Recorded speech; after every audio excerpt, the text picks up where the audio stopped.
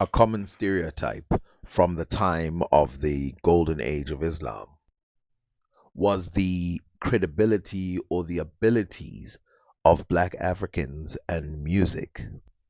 As you saw with Al Jahiz, he documents how musicians who are black African are renowned throughout the world. Even other scholars who wrote about music never left out black Africa. But there's one black African musician who stands out, and his name is Ziereb or Zayreb, and he performed all the way from Spain to Iraq and even China. Though he was world famous for his music, he also took part in chemistry.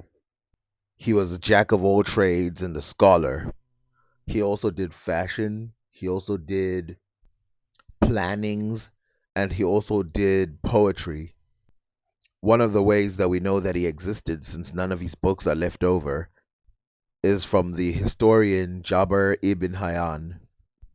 Jabir ibn Hayyan actually documents several black people, but this one that he documents, he says that his name was the Blackbird, and he was called this because of his movement across the nations and the fact that he was extremely dark in complexion.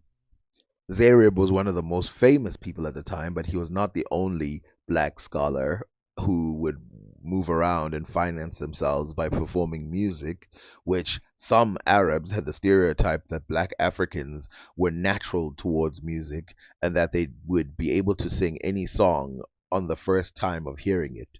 As we read, celebrated male singers also made the move to Muslim Spain, most notably the famous performer and teacher Ziryab, probably a freed slave of African or mixed African Arab origins, no proof for slavery. His name translates as Blackbird, who served at the court of Harun al-Rashid in Baghdad. Ziryab was forced to leave Baghdad, possibly because he had surpassed his mentor in musical skill, and in 822 moved to Cordoba, where he served as court entertainer for Abd al-Rahman II. No one played a larger role in shaping the musical culture of musical Spain than this black slave from Baghdad. Zereb set up a musical school in Cordoba, and others in Seville, Granada, Valencia, and Toledo followed his examples. His repertoire was said to encompass 10,000 songs, but his innovations extended beyond music. Accounts tell of Zeriab's inventing formulas for deodorants and toothpaste, serving as an advocate for asparagus, and establishing various hairstyles. He is also credited with the introduction of chess into Europe, but even in this case, the renowned man had strong musical ties to female performers. His two daughters were also esteemed musicians. His student included his slave girl Meta.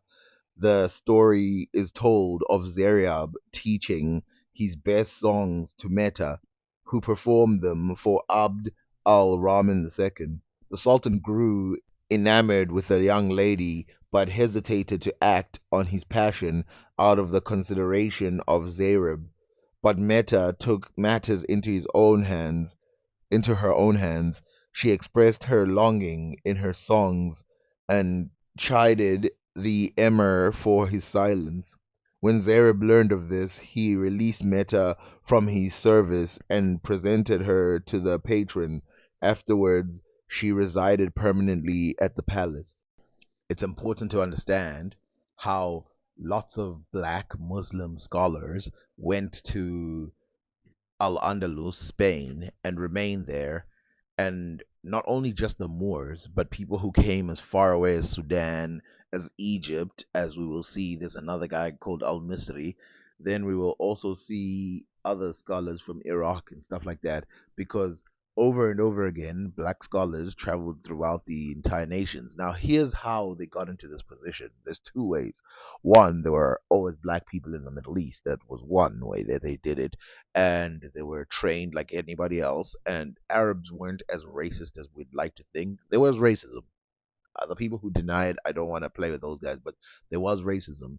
but there were also black Arabs who just lived in the Middle East, and some of them were pre-Islam, right? So they didn't just come when Islam came. And then there's the second, which was black slaves who were taken from Sudan, and all these other places. But unlike the American slave trade, these slaves would be set free after they converted to Islam.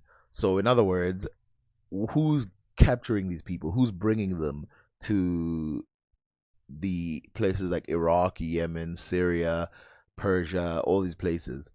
Well, the people bringing them there are people who can afford them. And then once they release them, they don't just throw them into the wild.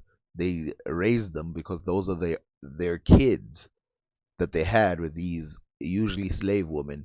We know that this time the number of women who were carried off outnumbered the number of men who were carried off because clearly they wanted to fill their harems with black women and then they'd have mixed kids with them. This, by the way, went on until very late into, well, very early into the 1900s. There's even a video I've seen where they take black people underground and they bring them to the Middle East as a highly wanted commodity.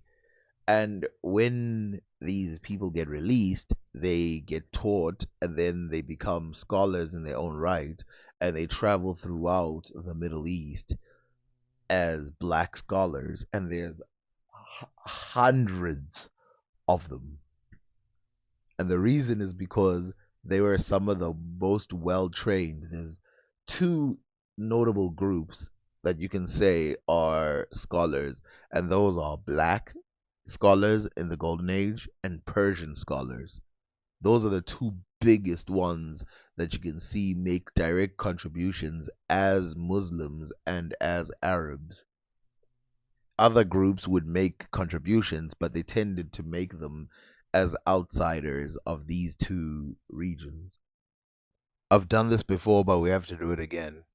But I want you to pay attention to the skills of North African and East African, West African dancers now that you know that the musical abilities of Africans were well thought of and even the dancing abilities. I want you to look at this type of dance and then look at a European style of dancing.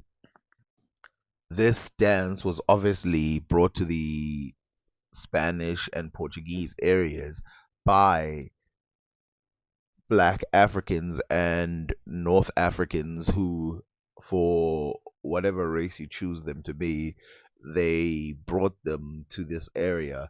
And there's this thing where they associate this with gypsy dancing or the dances of the gypsies, which is funny because the dances of the gypsies almost don't resemble this. Now, gypsies did add to these dances because they brought in clamps, like certain things that you do with thing, and some symbols into the dance, and some things into the music of the dance. But the stomping is clearly a North African thing, or even just the African thing in general.